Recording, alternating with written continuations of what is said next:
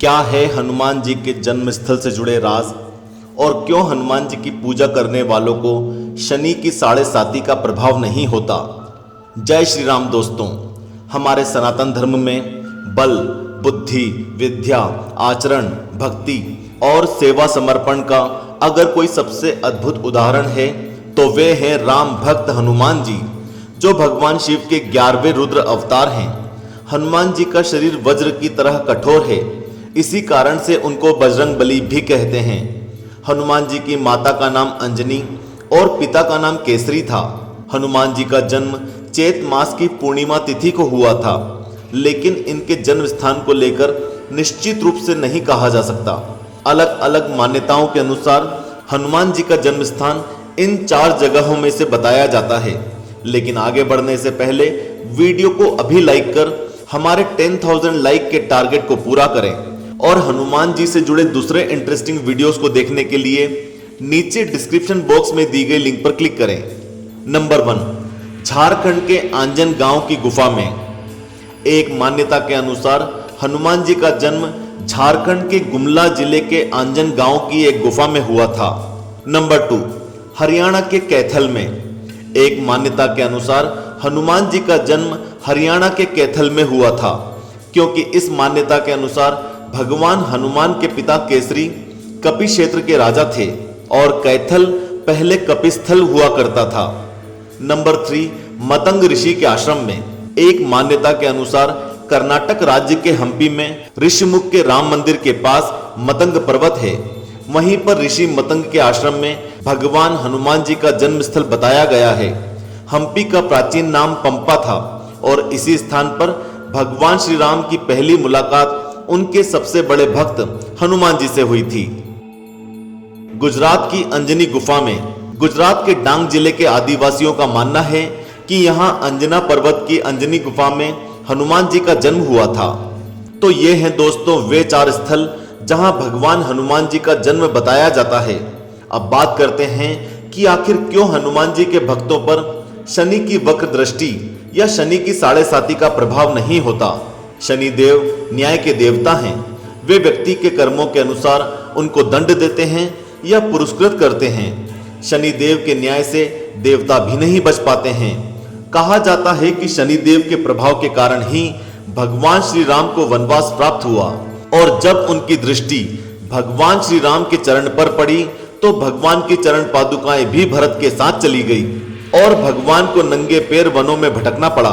श्री हनुमान जी के भक्त शनि देव की वक्र दृष्टि, साढ़े साती और ढैया से कैसे बचे रहते हैं, इस संबंध में श्री हनुमान और शनिदेव से जुड़ी कुछ कहानियां सामने आती हैं। एक बार की बात है, शनिदेव हनुमान जी के पास आते हैं और कहते हैं कि इस धरती में, इस सृष्टि में हर जीव जो भी रहे, जो भी मनुष्य या देवता है, उन पर मेरी साढ़े साती का प्रभाव होता है और अब आप पर भी इन साढ़े साती का प्रभाव आरंभ होगा। इस पर हनुमान जी राम नाम के ध्यान से उठे और शनिदेव से कहा, जो भी देव या मनुष्य भगवान राम की शरण में होता है उस पर साढ़े साती तो क्या, काल का प्रभाव भी नहीं होता। ये सुनकर शनिदेव कहते हैं, मैं सृष्टि के नियमों से विवश हूं और आपको भी साढ़े साती का प्रभाव झेलना होगा। आज और अभी से मैं आपके शरीर पर आ रहा हूं, इसे कोई टाल नहीं सकता। यह सुनकर हनुमान जी मुस्कुराए और उनसे पूछा कि आप मेरे शरीर के किस हिस्से में आ रहे हैं। यह सुनकर शनिदेव ने गर्व के साथ कहा, पहले 2.5 साल मैं आपके सिर पर रहूंगा, आपकी बुद्धि को विचलित करूंगा। अगले 2.5 साल आपके पेट में रहकर आपके स्वास्थ्य को खराब करूंगा और अंतिम 2.5 साल आपके पांवों में रहकर आपको भटकाता रहूंगा। इतना कहकर शनिदेव हनुमान जी के माथे में विराजमान हो गए और शनिदेव के माथे पर आते ही हनुमान जी को माथे पर खुजली हुई और हनुमान जी ने एक पर्वत उठाया और उसको अपने सिर पर रख लिया। ये देखते ही शनिदेव घबराकर बोले कि ये आप क्या कर रहे हैं।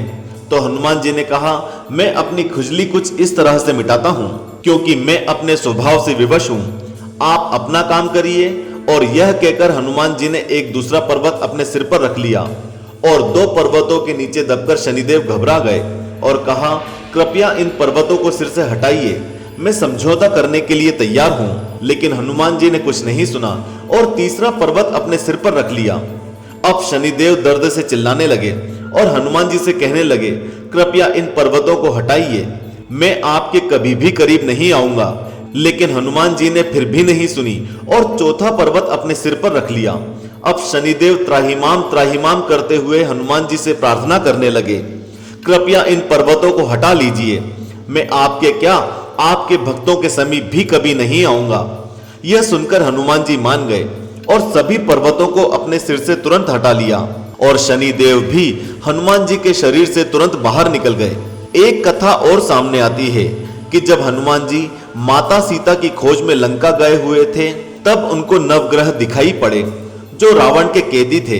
इन नवग्रहों में शनिदेव जी भी शामिल थे। यह देखकर हनुमान जी ने नवग्रहों को रावण के कारावास से मुक्त करा दिया। इससे प्रसन्न होकर सभी ग्रहों ने हनुमान जी को यह वरदान दिया कि जो आपकी पूजा करेगा हम उस पर हमेशा प्रसन्न रहेंगे। और शनिदेव ने भी यह वरदान दिया कि आपके भक्तों को मेरी वक्र दृष्टि, साढ़े साती और ढैया का प्रभाव नहीं होगा। दोस्तों, वीडियो के अंत तक हमारे साथ बने रहने के लिए धन्यवाद। और आपको ये कहानी कैसी लगी हमें कमेंट करके बताएं और वीडियो को अभी लाइक कर प्रियजनों के साथ शेयर कर चैनल को अभी सब्सक्राइब करें।